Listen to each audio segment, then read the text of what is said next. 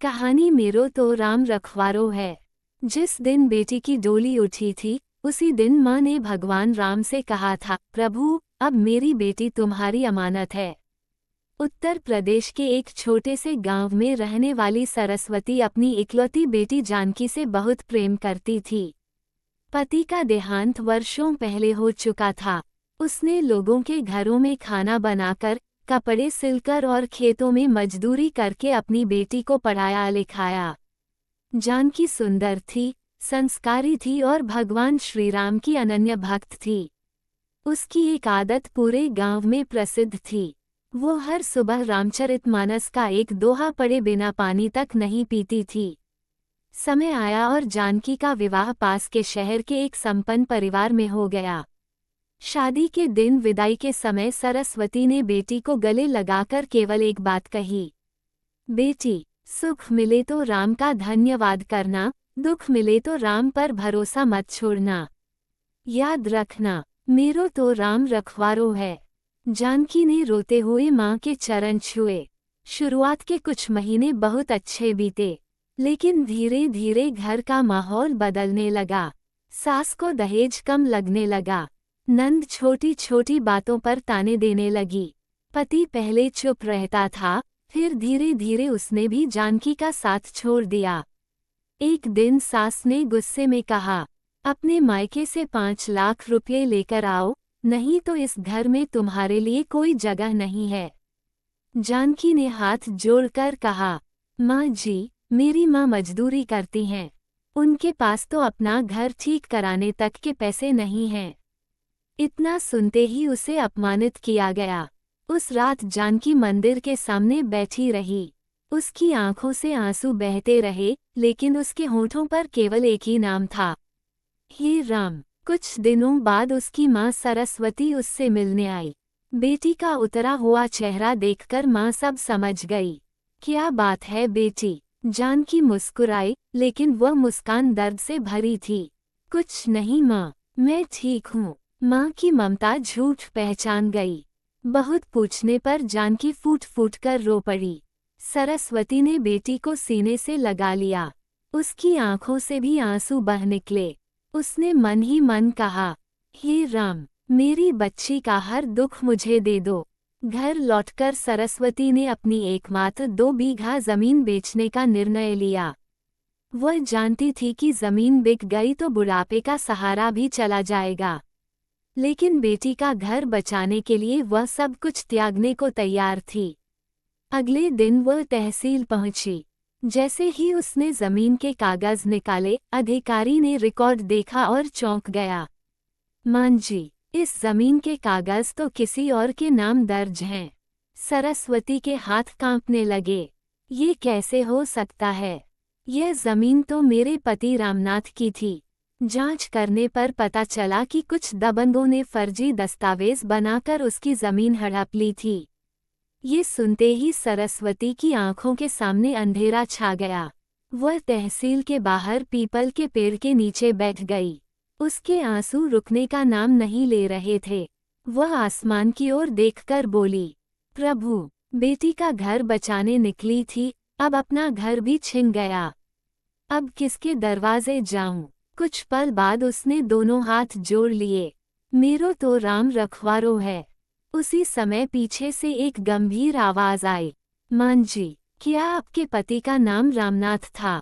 सरस्वती ने मुड़कर देखा। सामने सरकारी वर्दी पहने एक तेजस्वी युवक खड़ा था। उसकी आंखों में अपनापन था। वह मुस्कुराया और बोला, मेरा नाम अभिमन्यु है। शायद आप मुझे पहचान नहीं रही हैं। सरस्वती उसे हैरानी से देखने लगी। उसे समझ नहीं आ रहा था कि यह अनजान अधिकारी उसके पति का नाम कैसे जानता है। और यहीं से शुरू होने वाला था भगवान श्री राम की कृपा का वह चमत्कार, जो सरस्वती की जिंदगी हमेशा के लिए बदल देने वाला था। सरस्वती की धड़कनें तेज हो गईं। वह कांपती आवाज में बोली, बेटा, तुम मेरे पति का नाम कैसे जानते हो? युवक की आंखें भर आईं। उसने धीरे से कहा, मान जी, मेरा नाम अभिमन्यु है। शायद आपको मेरा चेहरा याद न हो, लेकिन मैं आपको कभी नहीं भूल सकता। सरस्वती आश्चर्य से उसे देखती रही। अभिमन्यु ने दबी आवाज में कहा, आज से 25 साल पहले मैं 8 साल का एक अनाथ बच्चा था। 3 दिन से भूखा था। बारिश की एक रात में आपके दरवाजे पर बेहोश होकर गिर पड़ा था। पूरे गांव ने मुझे चोर समझकर भगा दिया था, लेकिन आपने मुझे अपने घर में जगह दी। सरस्वती की आंखों के सामने पुराने दिन घूमने लगे। अभिमन्यु आगे बोला, उस दिन आपके घर में केवल 2 रोटियां थीं। आपने और रामनाथ काका ने खुद भूखे रहकर मुझे खाना खिलाया था। सुबह जाते समय आपने मेरे सिर पर हाथ रखकर कहा था, बेटा, जब कभी बड़ा आदमी बनना तो किसी रोते हुए इंसान का हाथ जरूर पकड़ना।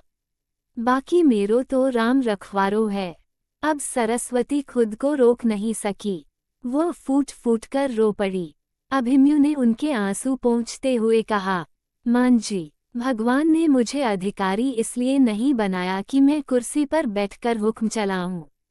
शायद उन्होंने मुझे इसलिए यहाँ भेजा है कि मैं आपका कर्ज उतार सकूं। उसने तुरंत तहसीलदार और पुलिस को बुलाया। जांच शुरू हुई। 2 दिनों के भीतर सच सामने आ गया। गांव के दबंगों ने फर्जी दस्तावेज बनाकर सरस्वती की जमीन अपने नाम करवा ली थी। सभी गिरफ्तार कर लिए गए। कुछ ही दिनों में जमीन फिर से सरस्वती के नाम हो गई। पूरा गांव ये देखकर हैरान था, लेकिन सरस्वती बार बार एक ही बात कह रही थी, यह अभिमन्यु नहीं, मेरे राम आए हैं। उधर जानकी के ससुराल में लालच और बढ़ चुका था। एक दिन सास ने उसका हाथ पकड़कर दरवाजे से बाहर धक्का दे दिया, जब तक 5 लाख रुपये लेकर नहीं आएगी, इस घर में कदम मत रखना। जानकी ने अपने पति की ओर देखा। उसे उम्मीद थी कि वो उसका हाथ थाम लेगा, लेकिन उसने सिर झुका लिया। उस एक पल ने जानकी का दिल तोड़ दिया। वो बिना कुछ कहे वहां से चल दी। हाथ में केवल भगवान श्रीराम की छोटी सी तस्वीर थी। रास्ते भर वह रोती रही, लेकिन हर आंसू के साथ उसके होंठों पर एक ही वाक्य था, मेरो तो राम रखवारो है।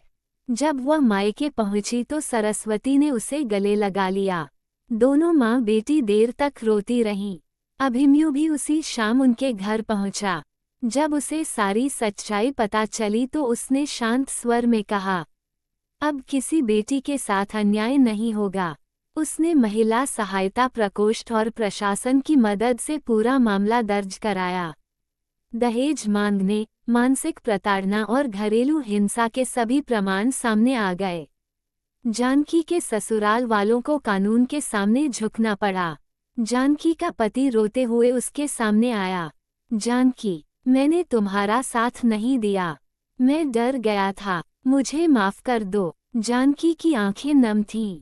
उसने कहा, पति का सबसे बड़ा गहना उसकी हिम्मत होती है।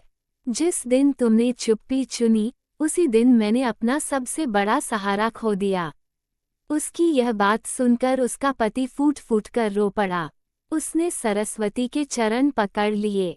मां जी, मुझे एक मौका दे दीजिए, मैं अपनी गलती सुधारना चाहता हूँ। सरस्वती ने कुछ क्षण भगवान श्रीराम की तस्वीर को देखा, फिर बोली, गलती हर इंसान करता है, लेकिन जो सच्चे मन से पश्चाताप करे, उसे एक अवसर मिलना चाहिए। समय ने फिर करवट ली। जानकी के पति ने अपने व्यवहार से साबित कर दिया कि उसका पश्चाताप सच्चा था। उसने अलग घर लिया, अपनी पत्नी को सम्मान दिया और अपनी मां से भी साफ कह दिया, जहां मेरी पत्नी का सम्मान नहीं होगा, वहां मैं भी नहीं रहूंगा। कुछ महीनों बाद जानकी ने एक प्यारी सी बेटी को जन्म दिया। सरस्वती ने देवती को गोद में लिया और मुस्कुराते हुए कहा, इसका नाम सिया होगा। पूरे घर में खुशी की लहर दौड़ गई। नामकरण के दिन अभिमन्यु भी आया। उसने सरस्वती के चरण छुए। सरस्वती ने उसके सिर पर हाथ रखकर कहा, बेटा, उस दिन मैंने तुम्हें 2 रोटियां दी थीं। आज भगवान ने मुझे बेटा लौटा दिया। अभिमन्यु की आंखें भी भर आईं। मंदिर की घंटियां बजने लगीं। सारा परिवार भगवान श्रीराम की आरती के सामने खड़ा था। सरस्वती ने आसमान की ओर देखा। उसकी आंखों से आंसू बह रहे थे, लेकिन इस बार वे दुख के नहीं, विश्वास की जीत के आंसू थे। वह मुस्कुराई और पूरे विश्वास के साथ बोली, जिसके सिर पर श्रीराम का हाथ हो, उसे दुनिया की कोई ताकत नहीं गिरा सकती। क्योंकि मेरो तो राम रखवारो है। @सुनील सिंघाग्र चैनल को सब्सक्राइब करें, वीडियो को लाइक करें और शेयर करें। वीडियो देखने के लिए धन्यवाद।